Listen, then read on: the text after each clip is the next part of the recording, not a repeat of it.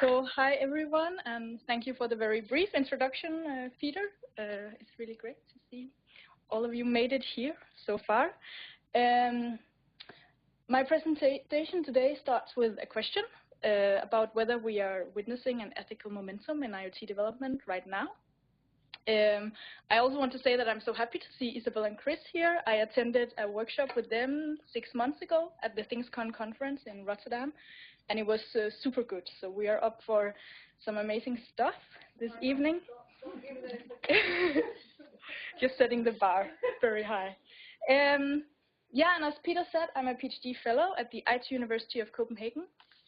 I'm doing my PhD as part of the project VERT-EU about values and ethics in innovation for responsible technology in Europe, and it's running from 2017 to 2020 and funded by the European Union. Oops, like this.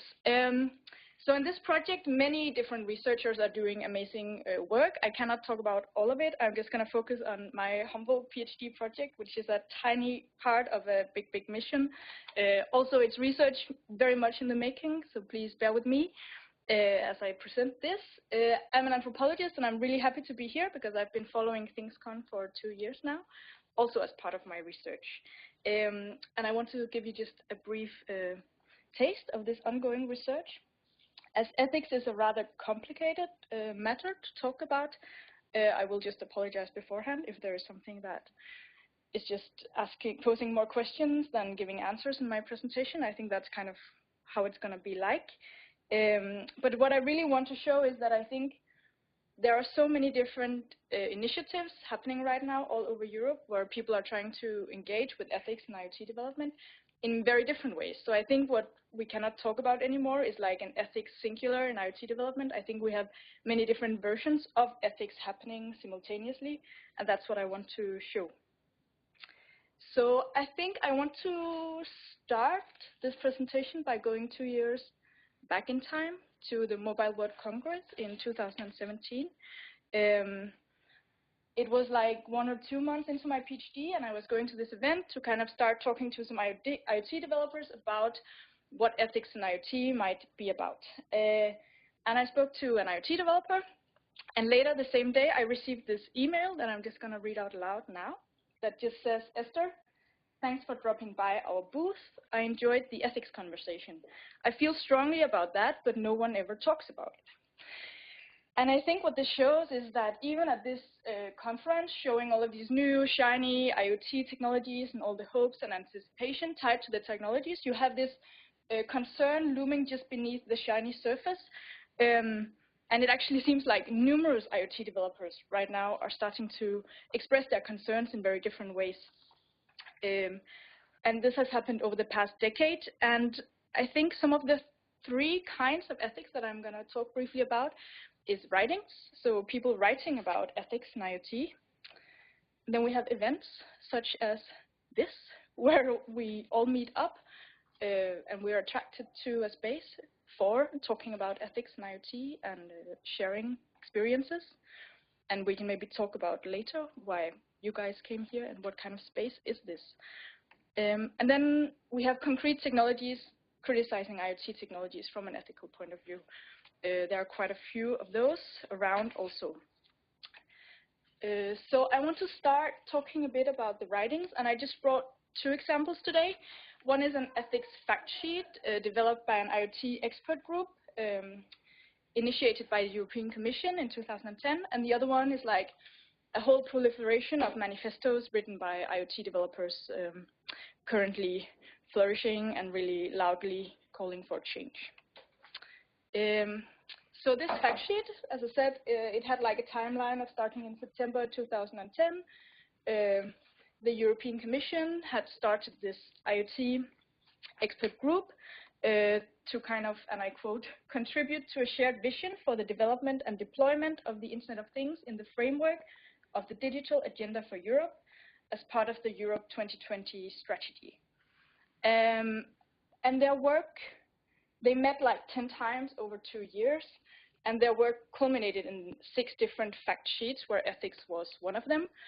And I have been kind of geekily curious about how ethics came into being throughout these 10 meetings, and I found out that all the summaries of the meetings were available online, so I've really been reading them and taking notes and trying to figure out, oh, what happens when did ethics come up, how was it shut down because it's difficult, what kind of happened here. And then it ended up in this ethics fact sheet. Yes, and what is really clear is that there is some kind of urgency tied to IoT development already from 2010, and we're talking like a couple of years also after the financial crisis, which I think is a political, societal context that we also have to keep in mind while thinking through this case. It is written that the development towards an IoT is likely to give rise to a number of ethical issues, and it is stated that the IoT requires that an urgent extended debate to all sectors of society is started on the ethics of IoT. So already back in 2010, 2012, we have this call for thinking about ethics in IoT development.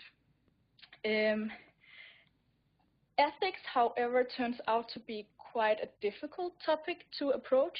I think all of the experts in the IoT expert group in the European Commission, they experienced that quite quickly.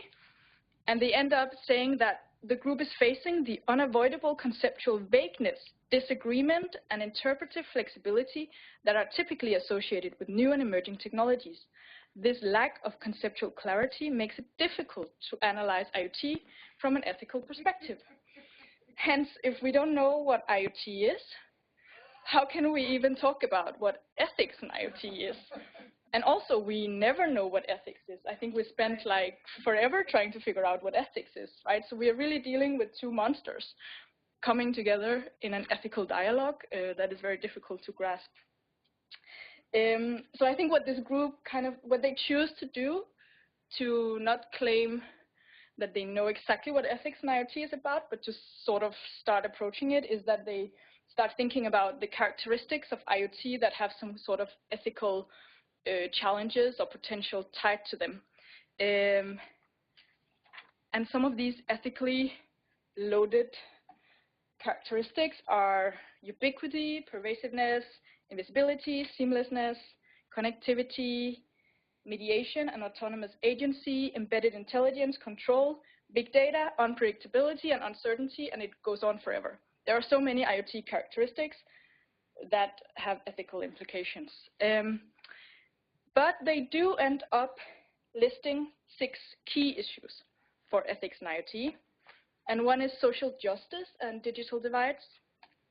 Another one is trust, as Peter was also talking about with the trust mark happening in the ThingsCon sphere and beyond, though the perceptions of trust can vary widely in different contexts. Speaking of context, we have the private and the public as an ethical concern. Then we have autonomy, questions about informed consent, and so on. Then they have an interesting one, which is the non-neutrality of IoT metaphors, basically saying that how we talk about IoT also has ethical implications for how this technology comes into the world. And then they have agency, which is about the social contract between objects and people. So, and then of course there are 2 themes here that you might think, why are these 2 themes not represented in these 6 themes? And those 2 themes are privacy and security, and they are so prominent that they have their own fact sheet. So they are not even in the ethics fact sheet, because obviously they are some of the very big ethical concerns according to the expert group in the EU. But even if ethics is quite difficult to handle, it's also clear that IoT has potential. And this is where I'm also thinking about the historical context of the post-vibes from the financial crisis and EU maybe suffering a bit financially. At a meeting, it is stated that Europe is leading the global debate on ethics. And at another meeting, it is stated that although ethics is sometimes seen as a party stopper, paying attention to ethics in an early stage while technology is emerging can be a unique selling point as well. So somehow ethics gets tied into an innovative potential in an EU context. And I think what this case sort of shows is that ethics is not neutral at all. And claiming ethics serves a purpose.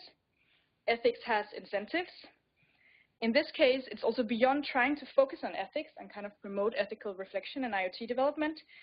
Ethics becomes some sort of political tool with financial and geopolitical possibilities, and the EU can position itself in relation to China, Russia, the US by being an ethical pioneer in IoT development, potentially. And I think this is at least worth just thinking about how ethics comes into being in this ethics fact sheet. Now I want to turn to a rather different case of written ethics in IoT development, which is a recent proliferation of IoT manifestos spreading all over Europe as well. I can tell you that these are literally much more colorful documents than the EU ethics fact sheet. I have also been analyzing 28 of these manifestos with two colleagues of mine, Irina Shklowski and Rachel Douglas-Jones, also from the ITU. And here you, for instance, see a report from Mozilla about practices for a healthy Internet of Things. You see a ThingsCon Riot report about the state of responsible Internet of Things, and we see this very iconic IoT Design Manifesto, which I think I have seen so many places now. It really pops up everywhere. And then I guess what we were asking ourselves when we found out that we have this publication of all of these manifestos is, what kind of document is a manifesto anyway? And then we looked into some literature and tried to figure out, okay, historically, what happens when you have all of these manifestos being published. And Marianne Kos, she describes manifestos as a defining moment of crisis, a battlefield, and a loud invitation to some new way of thinking. We also have Janet Leong saying that manifestos participate in a history of struggle against dominant forces. They raise critique of modernity's ideals of progress. They create publics and audiences, and they call for a revolution. So there is no doubt that something is up if you suddenly have a lot of manifestos being published basically simultaneously by a group of people, such as IoT developers. It becomes a collective call for something. And Leon also says that manifestos expose broken promises of modernity. And in a lot of the manifestos, it seems like one of the broken promises they are really paying attention to, I would say in a critical way now, is the promises of ubiquitous computing. As Bell and Dorish express, the Ubicom world was meant to be clean and orderly, but it turns out instead to be a messy one. And IoT developers are sort of in the middle of this mess of a world that you was promised would be seamless, everything would be floating invisibly around, and suddenly you're here and it's not like that. It's messy and it's scary. So many of the manifestos paint a picture of a potentially dystopian new era of IoT. And some of the themes and concerns that are brought forward in the manifestos deal with privacy, security, surveillance, control, data, ubiquity, openness, responsibility, the user. And then sustainability is also a prominent theme in the manifestos, and you will talk more about that right after my presentation. And this is interesting because sustainability was not at all mentioned in the EU IoT ethics fact sheet. But this is a very prominent theme in the manifestos. But they don't only describe the challenges of IoT, they also call for action. For instance, in a Riot report, Willem states that making IoT and digital futures responsible is the biggest and most important design brief in the history of Homo sapiens, bigger than the Trump business empire. We need to design the digital futures that we want. And just to sum up this case with the manifestos, I think in the manifestos, ethics becomes somehow a dance between care and concern. You really have some very enthusiastic IoT developers caring deeply about technological development and where we are going with these technologies, but they are also concerned about what kind of future we are creating. And then it's also about resisting the order of things if something feels wrong. Okay, case number 2 is about events. And this is also a kind of ethical intervention into IoT development. We currently have a lot of events all over Europe where IoT developers gather to discuss IoT development and some of the ethical concerns tied to this. I'm just going to mention ThingsCon. These are some pictures from a ThingsCon conference in Amsterdam in 2017. Here we have one where the Iot Design Manifesto is being brought forward. We have the GDPR being presented, a very looming concern at that point, like some months before it was released in May, the year after. And then we have a workshop on ethical skills. And I think I'm not going to talk too much about this, but this is also a kind of space that we are in today, as I started out saying. Why are we attracted to a salon about ethics and the life cycles of IoT? And maybe we can discuss this this later, like why are we here? Case number 3 is about actual technologies, looking critically into IoT technologies. There are many examples of this. I'm just going to take one example, which is the DAOS box developed by Dyn.org, because I spent 3 months with Jeromil and Federico Bonelli, who developed this box. I was in Amsterdam last spring doing field work and kind of trying to figure out what is this about. And this is basically a box that can make visible the invisible. So it can kind of make transparent the network traffic and the communication between the devices in your home. And the communication and yeah. And it's kind of about what we cannot sense and making that sensible. So I think though ethics is hard to grasp, in this case, ethics becomes a really bodily experience also, and something quite material and quite tangible. So this is a different kind of ethics, I would also say. So kind of to sum up the point of my presentation, yeah, many difficult questions are posed with ethics in IoT development. Many different versions of ethics and ethical interventions into IoT development currently exist. And as a Dutch IoT developer said to me, ethics is like a two-sided coin. So it's always difficult to say if something is good or bad, because it depends on your interpretation of the case. It depends on context. And when something is highlighted, something else always steps into the background. So I want to just maybe provocatively throw out some questions to all of us, just to think about ethics. So what I've been pondering on lately is that even if ethics is about living the good life, is ethics then inherently good? Are claims to ethics per se ethical? Or do we need to ask whose ethics, whose agenda? Will focusing on ethics slow down innovation? And if yes, is that good or bad? Is ethics a financial matter in the end? A competitive advantage? Or will using ethics as a selling point dissolve ethics? I think these are just some of the questions that are running through my mind as I'm doing my research. And I have brought some cards, actually, for us all with a few questions. And I'm going to pass these around, and then if we can take some moments and maybe reflect collectively about some of these questions, and then maybe we can sum up in a collective discussion. And before I pass around the cards, I just want to say thank you for your attention. And you're also welcome to write down questions that you might have for me on these cards.